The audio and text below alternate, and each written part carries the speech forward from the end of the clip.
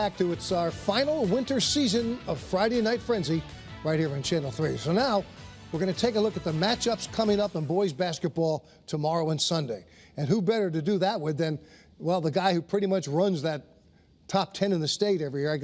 I'm part of that panel, but he does all the work. I'm talking about, of course, Joe Morelli from Hearst Media, GameTimeCT.com. Joe, thanks for joining us tonight on the Frenzy. A nice late night here on Friday night, early morning tomorrow. We're ready to go, Joe. Yeah, let's start right now with, we'll go in order because this is not, maybe it is the big game, but it really isn't. But we'll start with Division I. I call it the big boy division.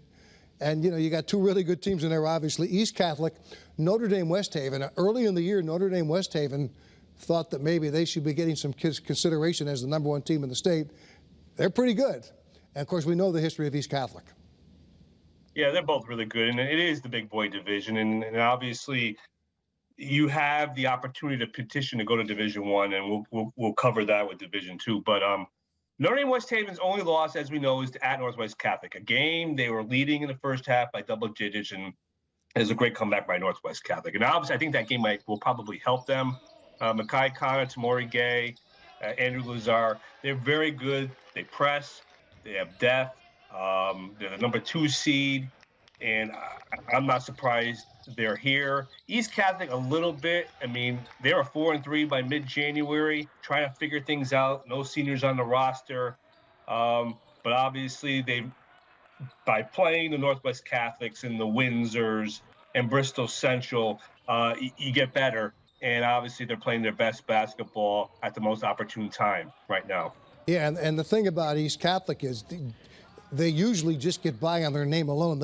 They get votes from us every year just because they're East Catholic. And as you say, they started, but they played a tough schedule, started right out of the bat with some tough games, but they've gotten better. And again, playing in that CCC, I mean, they've already played as many tough games as you can play. Well, I will tell you that there are a couple people like, you guys give so much respect to East Catholic in the poll with 5 losses. Like, well, guess what? They're in the final. And, you know, they beat a very good Fairfield Prep team. They beat a Wilbur Cross team that's very good. They beat Farmington, who beat them in double overtime. I mean, they got James Jones, who can shoot it. He can get inside. He had like 14 rebounds against Wilbur Cross the other night. Luke Riley, the head coach's son, can shoot it from outside. They're going to make you work on defense. They're going to spread you out and make you work. But in this game, they're going to have a lead. Because I think if Notre Dame gets up double digits, it's going to be very hard for East Catholic to come back. All right, and that's the final game of the 10 that are going to be played over the weekend. That one's Sunday. So tomorrow night, Division II, the team that everybody's been talking about for the last 2 years, I think it was a 42 or 43 in a row, Bristol Central, playing Northwest Catholic, 42. Played once this year. Central, I thought, dominated the game after, you know, I think Northwest Catholic made a run, but it was clear that Central was not going to be denied in that game. And they're going to play again tomorrow night for the, you know, for Central. They win, they're #1 in the state. Yeah, I believe that Don McClingan had 45 points in that game, and he's had a 51-point game. He's had a couple over 40. I mean, obviously, nobody's been able to figure out how to shut him down. You just can't. Unless you get him in foul trouble and he goes out early. Even in the game against Wilton, a game they could have easily lost in the semifinals, they were very physical with him. He still had 30 points. So the thing is how will Northwest Catholic defend him differently? Are they going to double? Are they going to triple? And if they do, will his senior teammates be able to beat them from outside? And they did in that game because they were confident. This is a bigger court. Will Northwest Catholic try to run on them? I'm very intrigued by this. Northwest Catholic has a lot of talent led by Maddie Curtis. They have Hayden Abdullah. They've got a lot of talent, and they've got a bench coach who's won over 600 games. So I would not be shocked if Northwest Catholic won, to be quite honest with you, because Bristol Central has had some tough games on the bigger court. But you kind of wonder, it's been such a great story.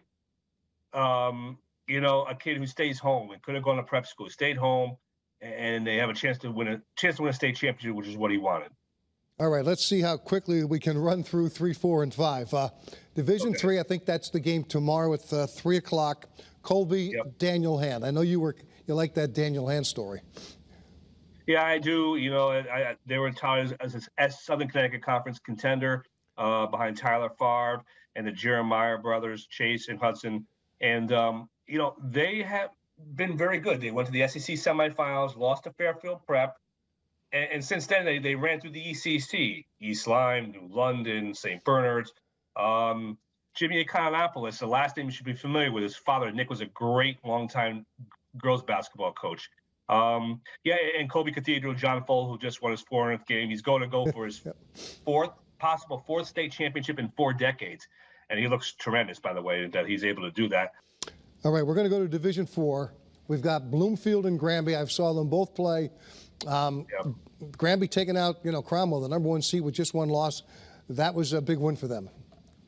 You know, I haven't seen Granby myself, but, the NCCC has 2 teams, and they're both of their tournament finalists.